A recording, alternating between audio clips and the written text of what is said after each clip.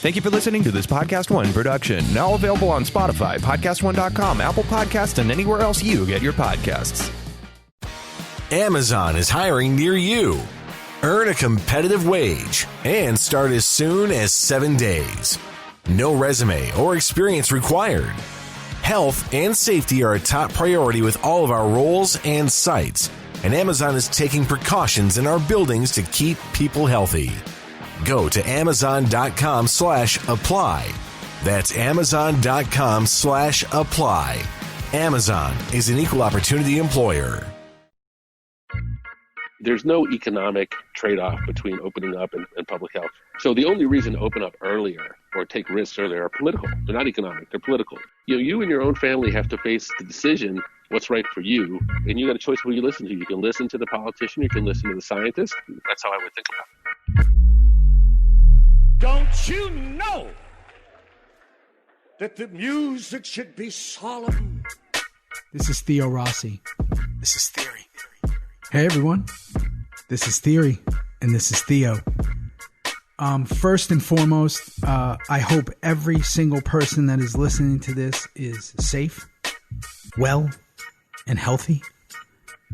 And if you're not, I'm sending every single bit of energy I can towards you. That's the best I can do from where I'm at. And yeah, that's the most important thing to me. It always has been. The wellness of others. This episode coming up that you're about to listen to is kind of like that old school, like we interrupt your regularly scheduled program, breaking news. I've noticed while we're all practicing physical distance, staying at home, on quarantine, lockdown, whatever you're calling it, and we're all doing this, during this unprecedented global pandemic, what I've come to find out is that for me, I don't know who to trust. I'm getting so much news coming at me from social media, from the TV, from every single different person. And it seems like it changes minute to minute to minute. And I know that when I get tons and tons of news thrown at me and a lot of it contradictory, it only raises fear and anxiety. It only kind of raises like, what is it now? What's going on? So because I'm a problem solver, because I kind of see something and I got to attack it, I got to figure out how can I get around this stumbling block that I have of I don't know who to trust in the current state that we're in. I'm looking for like leadership at this time of uncertainty, right?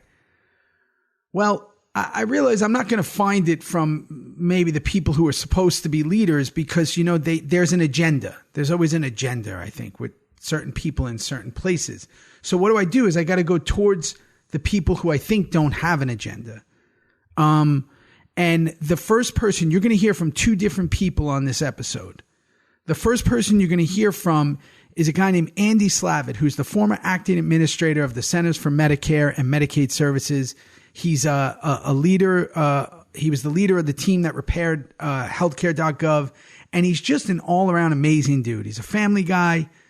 He's got his two sons, his wife. He's got an incredible podcast called In the Bubble that he started because of everything we're in the middle of.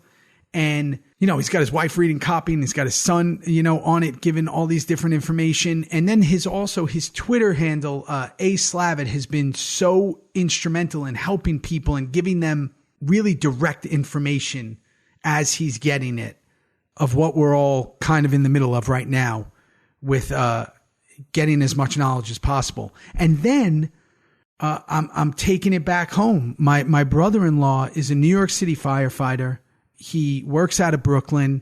And we all know, if you're listening to this, that New York City has been in an incredibly tough position for a while now with everything going on with COVID-19. And I wanted to go right to the tip of the spear. I wanted to go right into it and hear and get an intimate look of kind of what's going on and get some advice and really kind of hear it from them. So we're going to get more into him in the mid-roll, but let's go listen to Andy Slavitt. And I really think that, to me, this is a really important episode for me because it gave me a lot of clarity and it lowered my anxiety and my fears and all that. It just made me feel better. So I hope it does the same for you. I appreciate you all. Enjoy. How are you? I'm all right. How are you? How are you? I'm in Austin. For a pandemic? Not bad for a pandemic, Andy. I just moved to Austin from New York City about a year and a half ago, so having a little bit of a different thing. Yeah. First, before anything, I just want to tell you, first things, how are you and your family? I know because you're doing so much, the people don't probably ask you. How are you? We're good. I mean, my wife and I are better because we have 21-year-old. Actually, today's his birthday. 22-year-old son Happy and birthday. 18-year-old son. Yeah, I have a 3 and a 5. 3 and a 5. 3 and a 5. Yeah. And so we love spending time with them. But when you're 22 and 18, even if you like your parents, there's pretty much you're at the bottom of the list. But now we're the only people on the list for them. Yeah. So. I hear your son on your show, your amazing podcast, In the Bubble. I hear your son is a producer working to getting the fact collector. Wow. He thought of it. Yeah, he thought of it. And, the original thing was he said, "Hey, Dad, you should do a podcast." And I said, "Would you do one with me?" And he said, "Yeah." And that was more doing something with my son. And I think you can relate to this. Yeah. Was more the motivation than anything else. Now we're doing it together. We love it. We're trying to bring a little bit of our family to your family feel to it. Your wife reads the copy. Your wife reads the copy. It's amazing. She does. I call it 50% Winston Churchill, 50% Fred Rogers. Yep. Because it's how do you be helpful and give people things they can use and in a way that they can use it that the whole family can listen to because there's so much chyron numbers and noise and nonsense. And not even nonsense, just things that can be overwhelming that are out there. Your Twitter handle at Andy Slavitt and your podcast In the Bubble. It's at A Slavitt. Oh, at A Slavitt. There you go, at A Slavitt. And In the Bubble has been so incredibly helpful to me. So I know by following all of them how incredibly helpful it's been for everybody else. And then obviously Stay Home, Save Lives.us has been also just an incredible resource for people who, we're all home, right? We're all in this. And one of the things, you told me about your family and I'm so happy to hear that everybody's okay. The thing that, what are you feeling today? Because today seems to be a big day. There's a lot going on right now.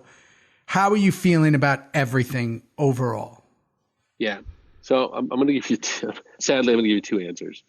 Are you an NBA basketball fan? Huge. So our star basketball player in Minnesota is a guy named Karl Anthony Towns. Yep. And if you follow the NBA, if you don't follow the NBA, this is a sweet 24-year-old, wonderful guy who's the star of the team.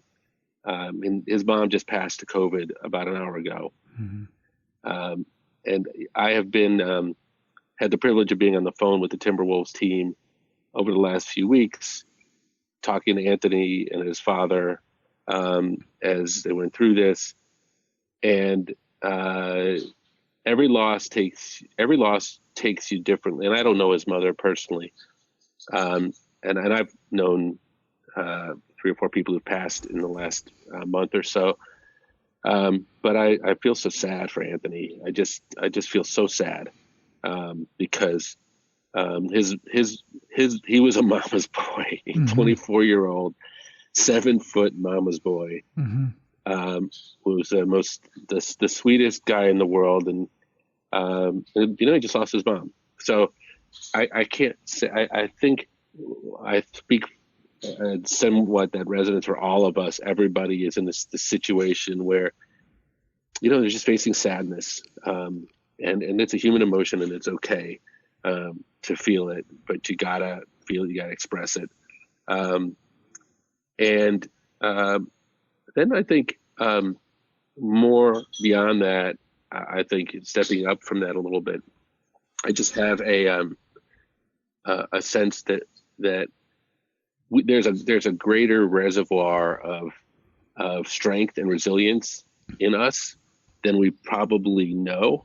Mm-hmm.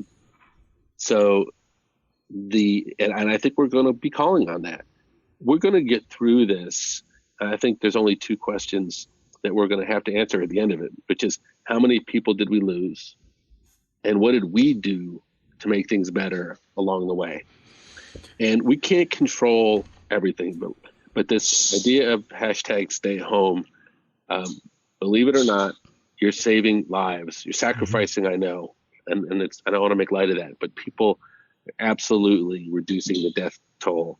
And I'm so grateful for everyone who's going through that sacrifice. And then, as bad as things are, and we're all having our bad moments, we know there's people worse off.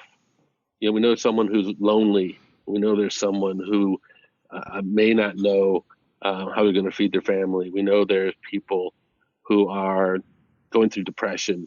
Mm-hmm. There is no better time than to serve, mm-hmm. sacrifice, reach out, connect, help. And I see a lot of inspiring stories about that. And so while we're doing all that, this is the soft side of the answer maybe, while we're doing all that, we're giving our scientists time to work, and we're giving our frontline healthcare providers the time to manage a very, very difficult situation. And so I'm feeling like we got to pull together and do that. Yeah. And, for my family, who's mainly in Staten Island in New York City, and, where we came from, my brother-in-law, who's a firefighter in Borough Park, Brooklyn, we're going to be, speaking to him right after this. There's so many, and we have a bunch of, same with us, a couple of people who just came off the vent, some people who've been in for a while. Again, New York is a totally different situation right now. I think what I'm feeling, and as a representative for a lot of people that I talk to at all times, is that there's obviously the level of uncertainty because we know so little about the future, right? Everything's changing day to day. But there's also this level of uncertainty of, I think a lot of people don't know what to believe, right? They hear something different every 5 minutes. And why you're such a light in the storm right now with your stuff, to give you all your credit right now, is that you're giving this consistent message of like, stay home, wear the mask, it protects other people, and you're showing that you care. And even the stuff you just said about us all coming together, it's such an amazing time to step up. With people not knowing what to listen to, because things change all the time, it seems, right? Now, today, it seems everybody's talking about reopening and this and that. And then there's other people where, we're getting other numbers from Russia that they're saying they were worse than they thought. And there's all this other stuff. How, in the days where Walter Cronkite's not around anymore, there's not that one voice anymore. How do you dissect through all this stuff that you're being bombarded with? How do you stay true to a certain thing and know what's real and what's wrong? It's a great question, especially because we've divided up where we get news and how we get news, and even what the definition of news is. And, people who look at what I do as news, it's not really intended that way. Look, I tend to feel like if you want to understand what's going on, listening to scientists is not a bad thing to do. Mm-hmm. And if you're watching the TV and you hear a politician talk, then you hear a scientist talk, listen to what Dr. Birx and what Anthony Fauci are saying. They are telling you truthful things. It's not in their DNA mm-hmm. not to. Now I know they got to work for a man who makes it a little bit difficult. Second thing is, and look, this is a little bit dependent on the state you're in, but your governor and state health commissioner, I hesitate to say this because there's a few states, and you may live in one of them, mm-hmm. that's an exception to this in mm-hmm. Texas. But for the most part, if you're somewhere in the country, what Governor Cuomo, with the good advice of scientists and health commissioners, they're giving you the straight story. And I think you can trust those. There are a few people that, if you are interested, and I hesitate, Tom Frieden, Scott Gottlieb, if you get some information from me, mm-hmm. those are two other people that I listen to and I trust. Here's the thing that I think is important to understand. Nobody knows everything yet, right? So there's a lot of educated guesses. And if the person you're listening to doesn't at some point say, I don't know, or I'm not sure, or this is what I think, or this is what people say, then you don't have a good source. Mm-hmm.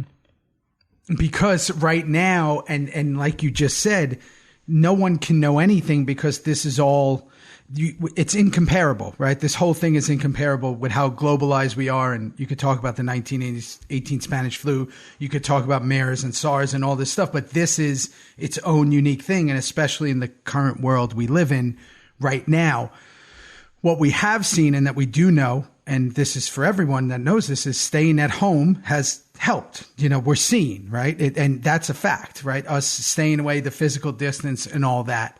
I think where the fear lies is that people, I just saw a stat today that said 30% of Americans, think that the coronavirus COVID was grown in a lab, that they don't even know the zoonotic nature of it or all this other stuff. And I think that when that confusion comes in, that's when anxiety kicks up. So I talk a lot about people's anxiety and their depression, and that comes from not knowing and getting a lot of different information.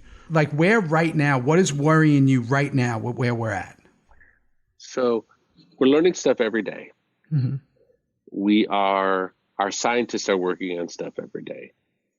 We have what is, if you've heard the expression, the fog of war, meaning you can't see the entire battlefield. You're not like you're up in a helicopter looking at everything, but you're right in the middle of the field. And so you have to have enough humility to know that we are just piecing things together, and enough of an understanding of history to know that these things begin and end. Okay. So there is, sometimes it feels like blind faith to have faith, but there's reason to have faith in. Look, I think the period we're going through now, April of 2020, will be one of the darkest months in U.S. history.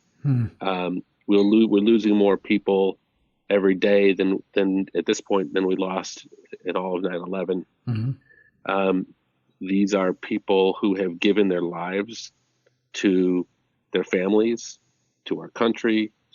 There's many are veterans. Some of them were born in the Great Depression, mm-hmm. and they're not dying the kind of death that we would want them to die.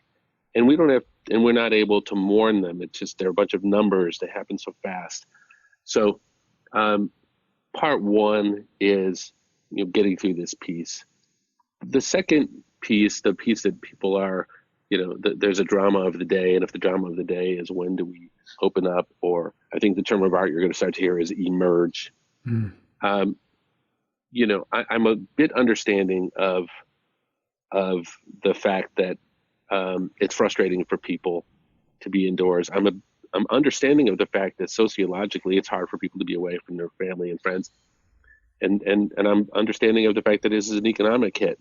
And so when people say, why am I doing this? Or I don't believe this, or I want to portray a villain, or there's some bad guy somewhere.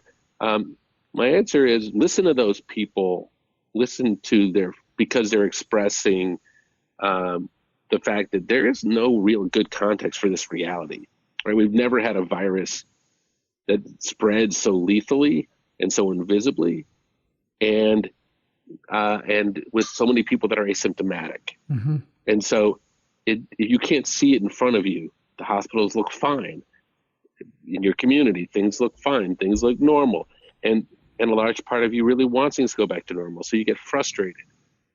Those are very, very understandable feelings. And I try not to demonize anybody. I mean, there are people that say things that I don't agree with. There's people that I say things that are misinformed. And I probably get frustrated with people if I think they're purposely misinforming people. But that's the very rare case. We have to navigate here from where we are. We were not prepared. We can spend a lot of time focused on that, or we could do what we do, which is rally.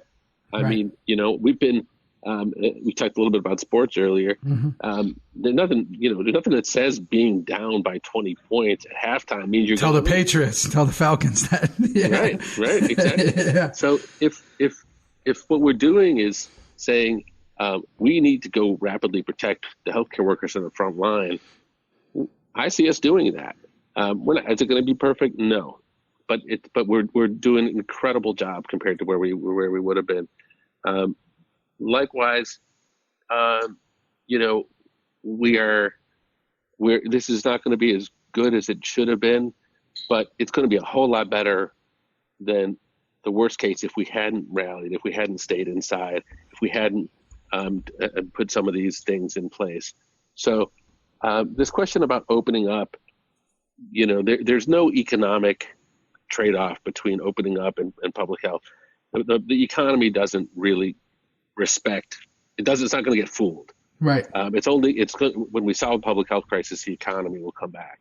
Until that time, so the only reason to open up earlier or take risks earlier are political. They're not economic. They're political. They're because we have an election in the fall, because people want us to get back to normal, et cetera. But again, you and your own family have to face the decision what's right for you, and you got a choice of who you listen to. You can listen to the politician, you can listen to the scientist. Yep. And so to your I think very good question earlier. That's how I would think about it. Yeah, and I think that you just hit that right there, because to me it's like, in my right mind I say, well, you always listen to the scientists, right? This is what they do. You got to listen to the scientist, and at the same time, the politician has the bigger audience, right? That's what we're hearing at all times. I think that right now, my thing right now with all of this is, again, I'm in a different position than my entire family, right? Every time I talk to New York, we have a friend who's a 2-star Purple Heart Vietnam vet who's on event, who's one of my best friend's fathers. We have people who are 32-year-old powerlifter who was on event 14 days and got, tracheotomy or whatever it was, there's so many different things that we're dealing with.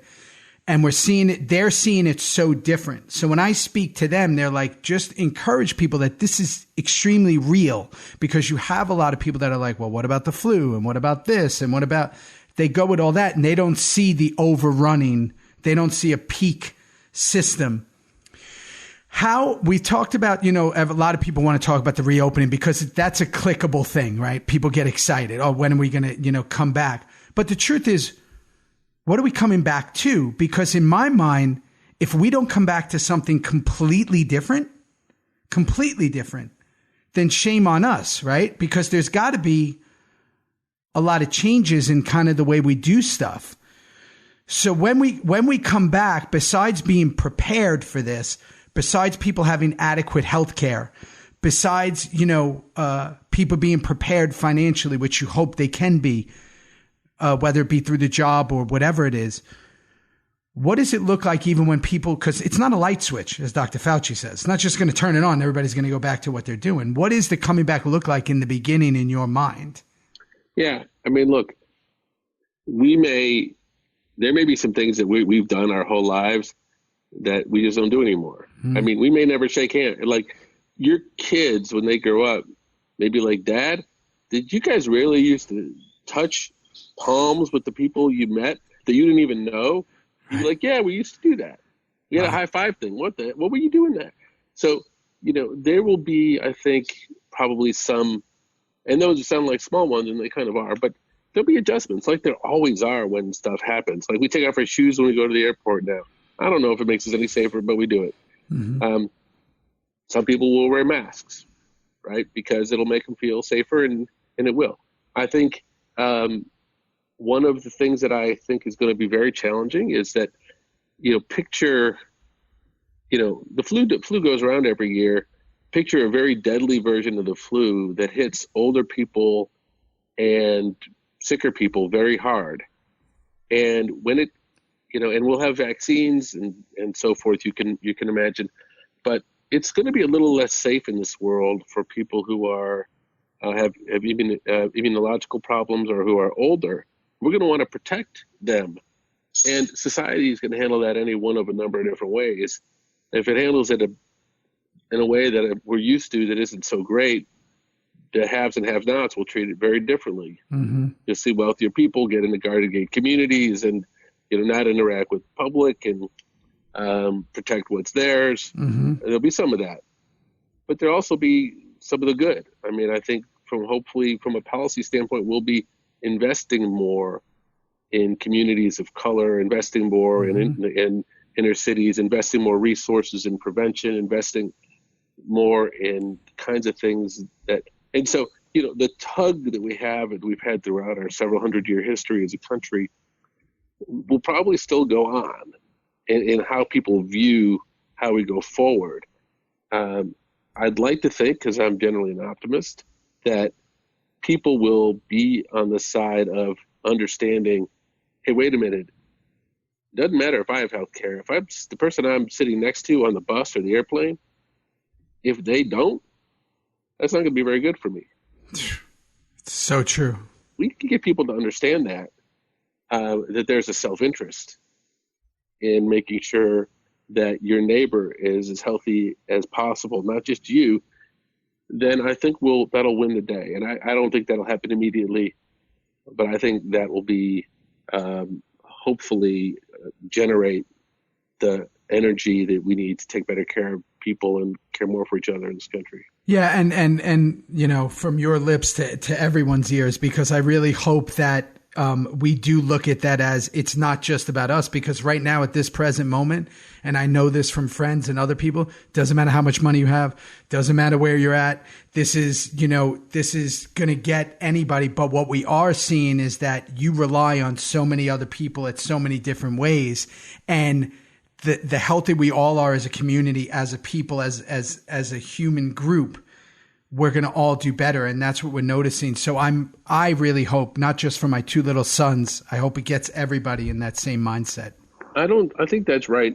I think the other thing that happens though is when people get scared, they get selfish. And we all, let's be honest. Yeah, you're right. When you think about people getting sick, you don't want you're thinking about your kids and your family. You don't want them at risk. And so, we sort of retreat a little bit too into because of our fear. I think the goodness in the reservoir can come out, but I think if people feel like they're at risk or they're at fear, then those instincts, those impulses to say, I'm okay with you getting what you, but I got to take care of mine first. Mm-hmm. And it's an understandable human impulse. It doesn't help. Ultimately, it doesn't help us. And I hope people can see that the best way to do that is, although as you say, although it's not the first thing you think of, but the best way to have a healthy society and protect yourself is to have a healthy society and protect everyone. That's right. I appreciate you so much. I appreciate you taking the time. And more importantly, I really do appreciate all the information and all the stuff you're putting out there. So thank you. Please say hello to your family. I love what you're doing. I really do. And your podcast is amazing. So thank you, brother. I appreciate you. Thanks for having me on. Yes, of course. Look forward to doing this in person someday. Yes, sir. Thank you, man. Okay. Take care. All right. Real quick, guys, whyhunger.org. Go check them out. Whyhunger.org. What an incredible organization. What they do, how they believe in a world without hunger is possible. And everything they're doing, you can find food, if not for, yourself, but for other people, you could donate. Just go check them out. Whyhunger.org. I'm just such a big fan of everything they're doing. Right now, I'm going to call home and I'm checking in. My brother-in-law, Joe Conforti, is a New York City firefighter, Ladder 247 in Brooklyn. He's a first responder he's out there and he's in it. And I wanted you guys to hear from him and hear what he's seeing and what's going on in there. Obviously in one of the hardest hit places in the world. And, I wanted to obviously call home and check on my family and check on him. And I think it's a really good sit down for everybody to hear, who's not there or doesn't have the ability to speak with first responders right now. So, let's go. First and most important thing to me, how's my family? Everybody's doing good. Everybody's doing good. The best that they could be. It's really high in anxiety right now with everyone, Yeah. Everybody's secluded from everybody, but, Danielle, Brent, the kids, they're doing good. Try to stop by there. Everybody's kind of doing their social distancing, but just to kind of say hi and, from a distance. Mom's doing good. Christy's doing good. Your sister, my wife, Tom's doing good. Yeah, I think everybody's going a little crazy, but they're holding their own. They're holding their own. So in general, Staten Island's getting beat up, right? Yes. Yes. Where you guys live, where my family lives. And double on top of that, you guys had just bought your house relatively recently, and you're doing construction on it. So you've been living in the basement at my mom's house, and they're older. They're over 70, right? So this is, and you're working constantly, right? Constantly. Every other day. The manpower in the fire department right now is taking a hit. So, every other day you're being called into work, and the amount of calls we're going on is just it's a crazy amount. It really is. EMS within itself is 6,000-7,000 runs in a day, and they average between 4,000 to 5,000 a day. So the surplus of ambulances going out and fire department calls and engine companies going out to do CFR runs. It's a crazy time right now. And before we even get into all that, because I have so many questions with that, with my family in particular, right? Yeah. My sister, your wife, my sister, she's got high anxiety, right? Like she's got a lot of that. Pretty much the whole family has super high anxiety. Absolutely. You're the calmest by far of anybody in there. You and Tom, my stepdad, easily the calmest. Tom, for another reason, he's just got his routine, and he's kind of he just listen. To be honest with you, right now you need something. You need a routine to get by this. 100%. So because of that, when this all started going down, in the beginning, I don't think anybody knew, and we'll get into it, New York, the level that this was going to hit in New York, yes. Where you guys are at again in Staten Island, New York, and you working in Brooklyn, Borough Park, which we'll get to.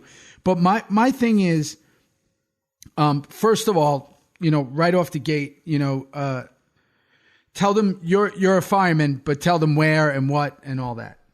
Yes, I'm New York City fireman. I've been a fireman now for going on 5 years. I work in Brooklyn, and the area that I work in is Borough Park. There's a big population of Hasidic Jewish area, mm-hmm. and very strong beliefs, and it's just a high area right now for the coronavirus. And that's where Kane was born. Yes, Maimonides Hospital, and yep. They're just we were by there the other day to kind of give to lift their spirits up, the nurses, the doctors, and in the same way to kind of lift our spirits up. We, kind of drove by there and got out off the rigs and, put the lights on, sirens, clapped, cheered. And it was kind of nice, but they're, that hospital's getting, they're getting crushed, and it's crazy. Yeah. And before you and I, and Joe's not just, my brother-in-law, we have kind of similar things. Went to the same high school. Joe still might hold half the records in the football as one of the best players ever there in baseball and football. You were actually a cop before you were a fireman for a couple of years, and then transferred. And most importantly, right? First things first. My family's okay, thank God. Right? Your mom's okay, right? Yes, thank God. Your mom's out in Jersey now. She's not even in Staten Island anymore. Yes, she's in Jersey. She can't even it's basically no stores, no nothing, anything she needs. I've been kind of driving out there, leaving it outside the door because she and herself, she is a diabetic. She does have some health issues, so really can't take a chance with anything with her going out and any of that. Yeah, and that's the same thing with my mom, right? We got diabetes that runs rampant in the family, plus the high blood pressure and kind of all the signs that they tell you. Be careful, right? Yes. We kind of check all the boxes. So, why this was so important to me and this entire episode is so important to me is I think where we're all at, like everybody else, right? Everybody. And I'm in Austin, so it's so different.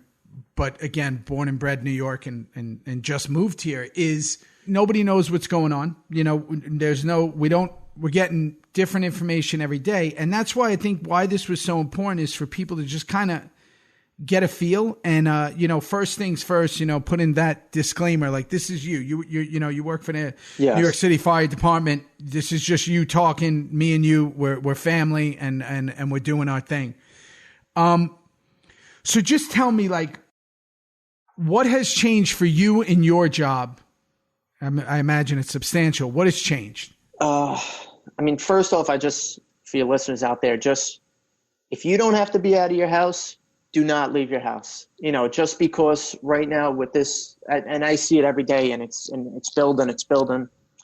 The amount of calls, like I said, we're going on for people in respiratory distress or a cardiac condition. Every day it's, 3, 4, 5 times. And, for our protection too, we're going out there and each run, we're getting to the scene as fast and possibly as we can, but also we have to, we have to take the proper precautions for us where, before this, you would never see us on, sometimes on an EMS run with N95 masks or protective gowns. We always wore gloves and everything, but now you can't take any chances. So we look like nurses in the hospitals right now when we're going into, someone's house or to a call and we're dealing with a citizen that we don't know who they are, where they're from. All we know is they most likely have coronavirus, and it's scary knowing, after that run, you're like, we just dealt with someone that has the virus, and only thing we could do is we go back to the house, the firehouse, we kind of take all precautions, clean ourselves down, wipe everything down, and, get ready for the next run. So in knowing that, this is an interesting thing, right? Because as we're told, and you just told everybody, stay in, don't do anything, yes. physical distance, you guys are going towards, yep. Right? Which is always, emergency workers, right? We know this about different things, essential workers, people who are out there doing their thing. How much has your workload, like when you say what has changed, really, how much has it been Corona related? And how much is it anything else now? Or is this just what it is? We're still getting calls, absolutely. We're still getting calls for fire. The other day we had we call in the fire department a job. We had a run, we had a small fire in a basement. And then on top of that, we're going on runs for a lot of them for, the COVID-19 runs, maybe a little more runs in regard to the virus. But, we're still doing our fire runs, our, gas leaks, automobile accidents. We're going about business as usual. And has any of that diminished with everybody staying at home, or is it still kind of the same with all the other stuff? Maybe the fire runs aren't as much, they're still there. If you still, you still keep track of, we have our scanner in the firehouse. There's still fires going on throughout the city.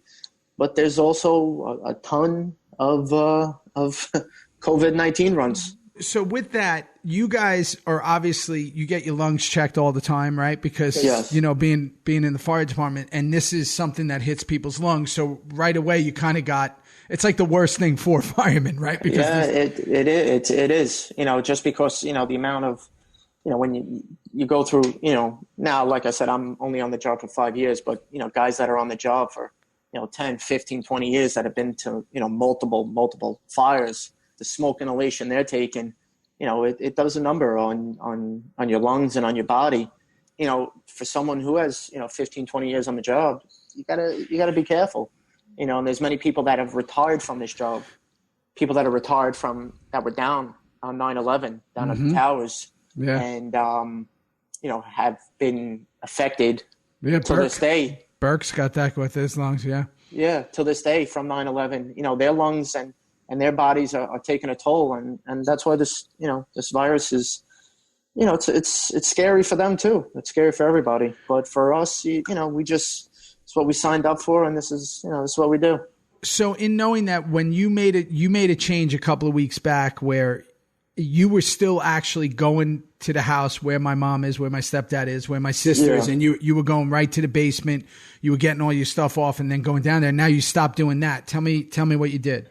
Well, now it's just, like we said earlier, my wife and I, your sister, we bought our house here. So I've over the last couple of months, I've been able to work on the house, and I kind of got it to where it's very livable right now. I'm not totally done, but within the last couple of weeks, after kind of seeing how this whole virus is taking a toll on the New York City area and all of that, my precautions are, I just don't even want to be by, your mom, Dom, Tom, my wife, my mom, the further, the better, you know what I mean? So it's tough, but, we're not the only ones going through this, guys on the fire department, the police department, EMS, nurses, doctors, they're all doing it, and it's tough for everybody. So, and you're, and in the house, cause I've only seen pictures. I haven't been there yet, cause I haven't been back since you guys, got it. And I know you're working on it. You're sleeping on a couch or a bed? No, I got the bed here. I actually finished the bedroom, painted it and everything last night. So I had the bed in the living room. So I'm actually going to bring that up later today. Right. Set that up in the bedroom. And then, we actually have they delivered the couch actually a couple of weeks ago, because after a certain time they weren't making any more deliveries. So I have the couch here too. We got the TV. So good. It's it's like a big man cave over here. So here's the thing for us. Like we're sitting here, right? We're in Austin, and I know a lot of other people. To them, you see a lot of people being like, kind of, what's the big deal, right? Like they're like, why, why it doesn't, this is no big deal. And they start talking about the flu and other things, do this and do that. And they don't see what's going on there. They don't see the severity of it and how it's overrunning the hospitals and overrunning all the emergency workers like yourself and everybody who's out there. Just paint that picture for a second so other people understand, because if it does go to them, if it now is starting to get to other places, they are prepared. Like you open to it, everybody stay home if you have to. Yeah. But again, a lot of people, if they're looking around, they're like, well, there's no numbers here. It doesn't feel like it's a big deal. They don't want to do anything. What do you think about that?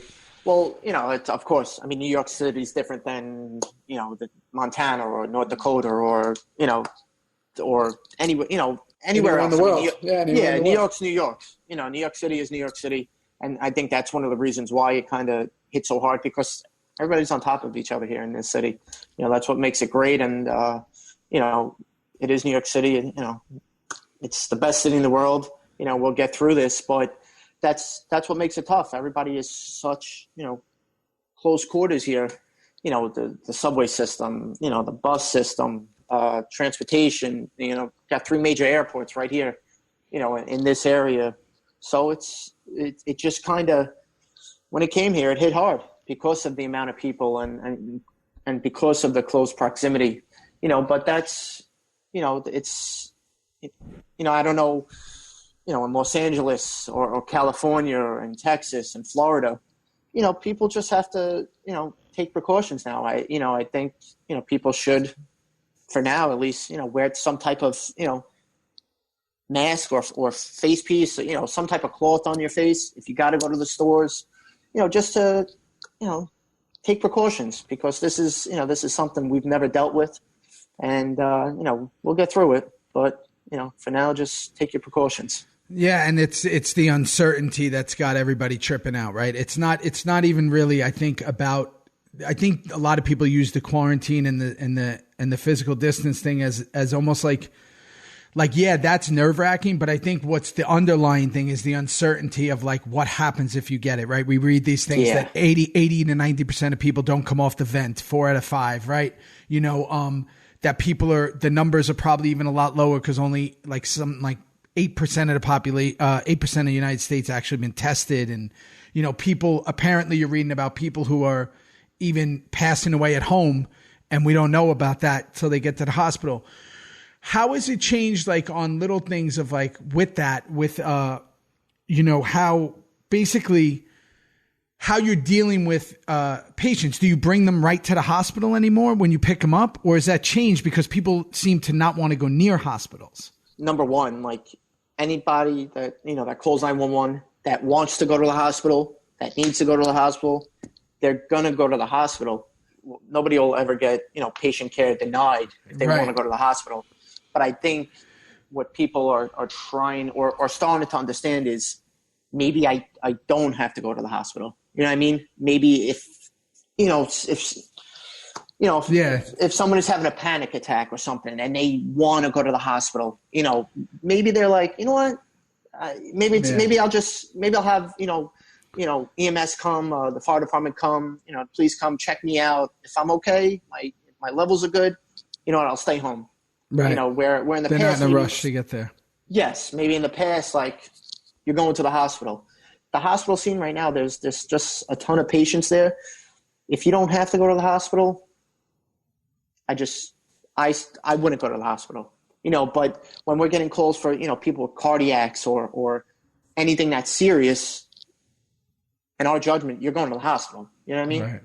You're not changing your judgment. No, that's not, right. anything, and like I said, we're getting patients that, are having, cardiac conditions and all that. And, we have certain procedures that we have to go through, if we're administering CPR and everything, but, it's like anything else, when life runs its course, you just, you gotta do it, give everything you got. And that's what we're doing, for every single patient, every single patient. So I think like, like everybody else and me, I try not to be. I know my stepfather, Dom Tom, is a news junkie, and I know a lot of people have become kind of, so focused on the news because they're just looking for answers, right? Whenever you're in uncertainty, you're looking for answers. So obviously most of the news that most people are seeing around the world is about New York right now, right? Because New York has so many things going on.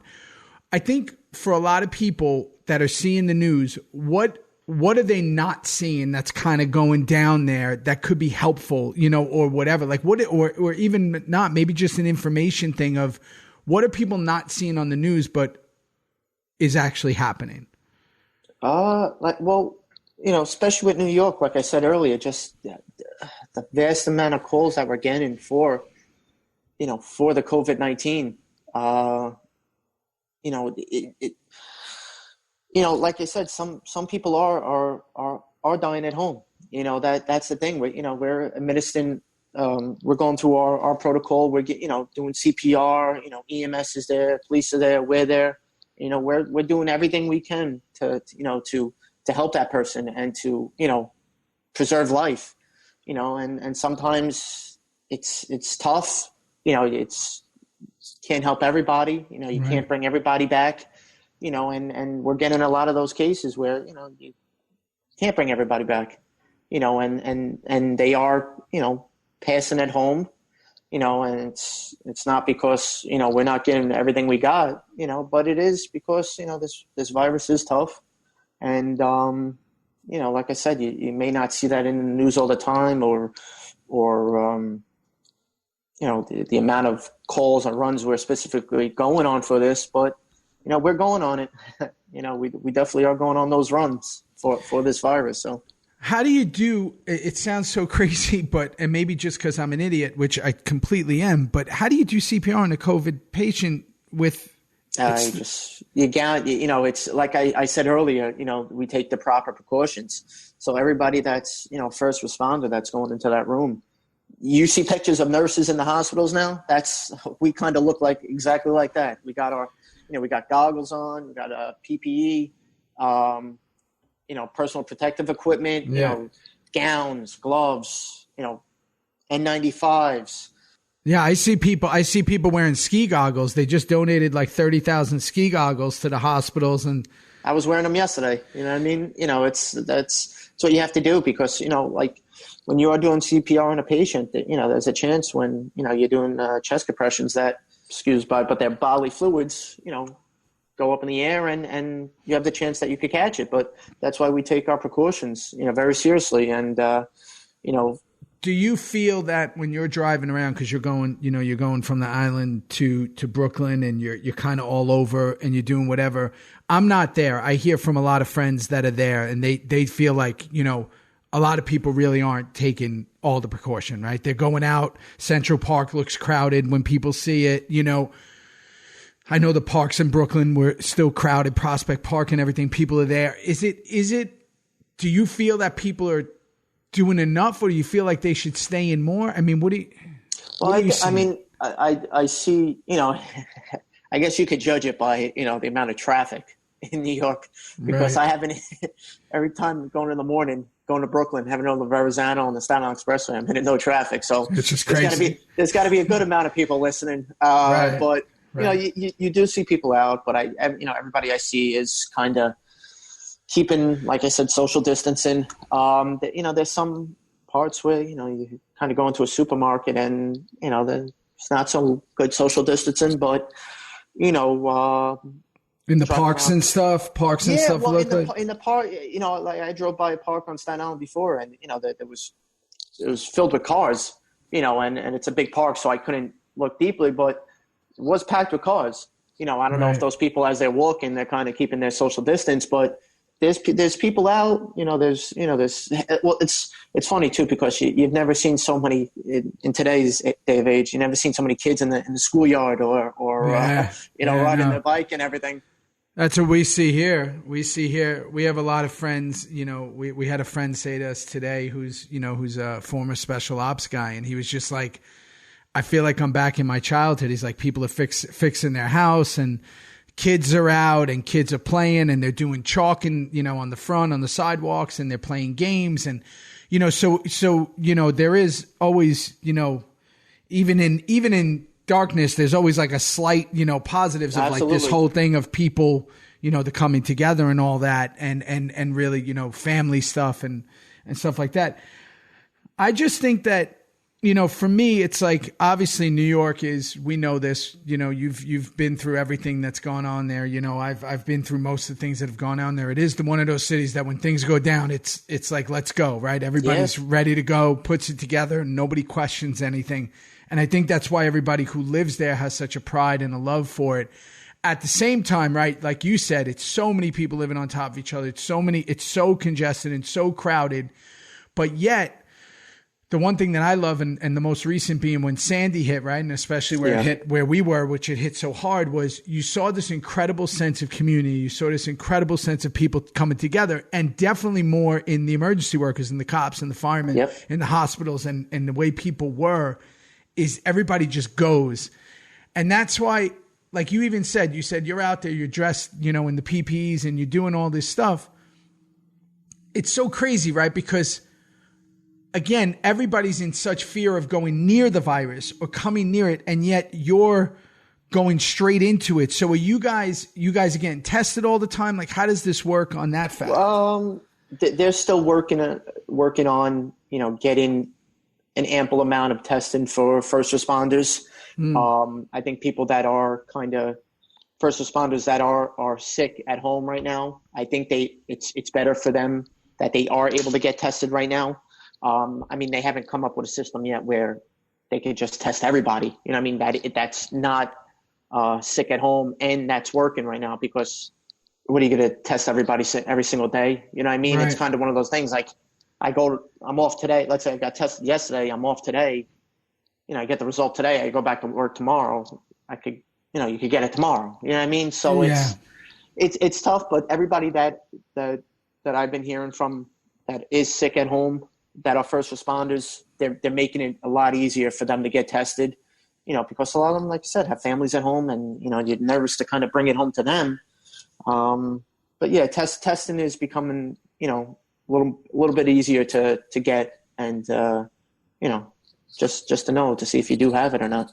Yeah, and especially like you said, people with families, big families, even now we've heard animals are getting it, dogs. We thought it wasn't happening with young kids. Now we're hearing young kids are getting it, right? So you're hearing all this stuff. So not just do you have the pressure at a job, on top of it, you got the pressure of like, am I going to give it to someone who might be more compromised easier? Like we said about your mom, my mom and all that kind of stuff. So it's like double weighing on. Is when you say people in the firehouse and even other first responders, is it if they start to feel sick at all, like fever, whatever, they're like, hey, I'm out, I'm going home. Well, the job, the job has explained to us, if you're sick, you got symptoms, you're sick, call out sick, you stay home and, you do what you have to do to get better and, to make sure, that your health is okay. You know what I mean? And, like I said, to go back to a second earlier, like we're going on these runs, I think it's in the back of everybody's mind that is a first responder.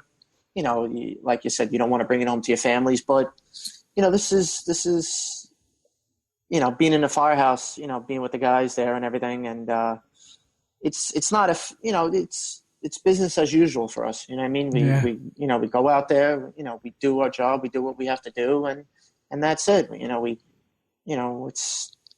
It is what it is, but we're doing our job and we're doing what we love to do. So.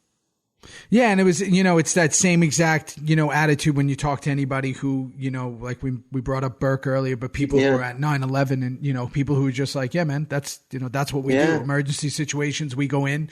And I think that, especially hospital workers right now, doctors, nurses, everybody who's in there, it's all hands on deck. And I think that, this whole thing has really put a spotlight on how much people are putting themselves in danger every single day. And I think, and I can only speak for myself. I think that we all kind of take that for granted a little, right? Until something big happens. And it's only because it becomes like this thing that you're used to, right? Yeah. If there's a problem, cops come. And if you're sick, you go to the doctor. And if your house is on fire, you call the fireman. Yeah. But you never think that they're the one coming towards something you're trying to get away from. Yeah, exactly. And this is on such a large scale of that. So I know that for me, it's like, obviously, how much I care and appreciate it. But I think, Thank you. I think everybody does. And I think that, again, in New York, and as awful as it is, because it's the worst hit city in the world now, the worst hit place in the world, at the same time, it's like, man, you got the toughest, son of a bitches on the planet there who are ready to go and who are ready to step in front of anything. And it's like, I love that, and I think that's why, everybody who is born and bred there and from there has this specific way about them and this toughness to them, that this mindset of like, let's go, whatever it is. So again, if it had to be in the hands of anybody, it's people like you that it should be in the hands with, and again, on top of it, you're dealing with my crazy fucking family. So I love them. Yeah, I know you do. I try to keep everybody level headed and try to keep, positivity going and all that. So, like I said, mom's doing good, dad's doing good, Christy's doing good, trying to keep them, keep everybody, positive and all that. So like I said, this city and this country we'll get past this. We'll come out stronger and everything, but it's going to be okay though. It's going to be okay. Yeah, it is. And it's just crazy. We were saying this, every day it seems like it gets a little closer, right? You got Urko's dad was on the vent, a friend of mine. And then, my other guy, John P., who we went to high school with, he was on for a while. Now he's out, he's back home. And then you hear more and more. And then on the other side of that, you had people that were sick with other things before this, whether they were battling cancer or battling whatever. And now this is coming. They're trying to figure out ways to get into the oncology department, and they have to maintain everything. So, everything is obviously changed. I think everything has changed after this, but just to ring your words, we're going to get through this. Yeah. We do get through this. And again, with people like you and everybody you're working with over in the house at 247 and everywhere else in New York and the whole tri-state area, and honestly everywhere in the world, all the emergency workers, all the first responders, my hat's off to you, brother. You're the man. I appreciate it, dude. I appreciate it. I appreciate you and just having that and hearing that and just hearing your insight. So yeah, man, let's follow what's being said here. Let's just all stay home and that's it. And then do the best we can. Yeah. And that's it. Anything you want to say before we go? No, just, I'm glad you're, doing this podcast and getting the word out there and kind to, having people listen to you and kind of ease their souls a little bit. And just keep doing what you're doing. Thank you, brother. I love you. Tell everybody. Tell everybody I said hello, and I'll talk to you soon, man. Will do. All right, everyone. There it is. That was my episode that I had to do. It was like in my soul. I was compelled to do this episode because for myself, I wanted to hear and get some clarity with everything that's going on, with us being bombarded so much by the media and all these different news sources. I wanted to go to two people who I believe can really kind of help clear a lot of things up. I hope it did that for you. I just have so much appreciation for both those people you just heard. And I appreciate you all for listening. Listen, man, Theory is rocking and rolling. So if you can, go to search Theory, go follow it on Spotify, go to Apple Podcasts, subscribe, review, give it as many stars as you think, write something down. All that stuff really helps. I never thought I'd be saying this stuff in my life, but apparently it really helps in like algorithms and all that kind of stuff. So go check us out. Theory. I really appreciate every single one of you. Thanks for being on this journey with me.